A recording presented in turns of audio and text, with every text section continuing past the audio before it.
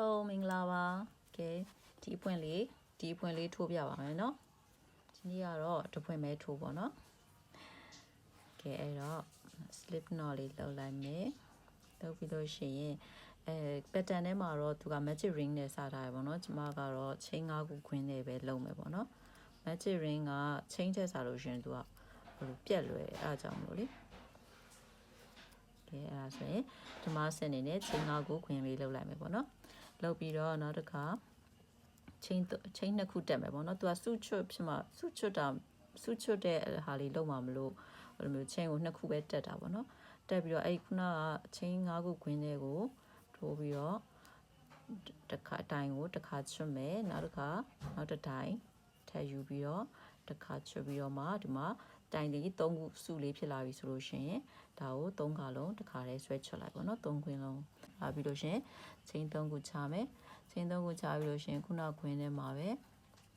အဲ့လိုမျိုးတိုင်3တိုင်စုချွတ်ပေါ့နော်တိုင်3တိုင်စုချွတ်ကလေးလုပ်မယ်နော်အဲ့တော့တိုင်3တိုင်စုချွတ်ပြီးရင် chain 3ခုချနော်အဲ့ဒါမျိုးနဲ့တစ်ပတ်လေစုပေါင်းစုချွတ်က6ခုရှိရမယ်ပေါ့နော် chain 3ခုချပြီးတော့စုချွတ်ကလေးက6ခုရှိရမယ်နော်အဲ့တော့အခုဒီမှာတိုင်စုချွတ်ကလေးပေါ့နော်အခုဒီမှာစုချွတ်ကလေး6စုရသွားပြီဆိုလို့ရှင်အဲ့ chain 3ခုလေးထိုးပြီးတော့ဒီအစစုချွတ်ကလေးမှာမှာဆက်လိုက်ပဲပေါ့နော်ရှက်ကော်လေးနဲ့ဒါဆိုရင်ပထမအဆင့်ပြီးသွားပါပြီအခုဒုတိယအဆင့်ထိုးပါမယ်ဒုတိယအဆင့်ကတော့သူကဒီဘက်ကိုဒီ chain 3ခုခွင်းလေးတွေကိုပေါ့နော် chain 3ခုခွင်းလေးတွေကိုရအောင်လို့ရှက်ကော်နဲ့သွားမယ်ရှက်ကော်နဲ့သွားမယ်အဲ့တော့ chain 3ခုခွင်းလေးရဲ့အလေကိုရောက်လာပြီပေါ့နော်ရောက်လာတဲ့အခါကျရင်ဒီနေရာမှာ chain လေးတစ်ခုထိုးမယ်ထိုးပြီးတော့ဒီမှာဒီတဲကိုဝင်ပြီးတော့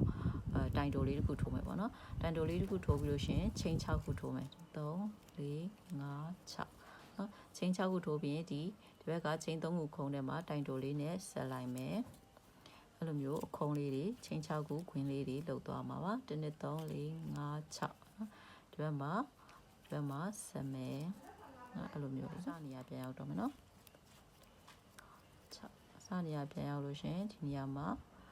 chain ဟိုလေးထိုးထားမလားတိုင်တိုလေးထိုးထားတဲ့နေရာကိုရှက်ကော်လေးနဲ့ဆက်ပြီးတော့ဆက်လိုက်မယ်နော်ဒါဆိုရင်ဒီလိုမျိုးလေးဖြစ်သွားပြီဒါကအဆင့်2ပြီးသွားပါပြီ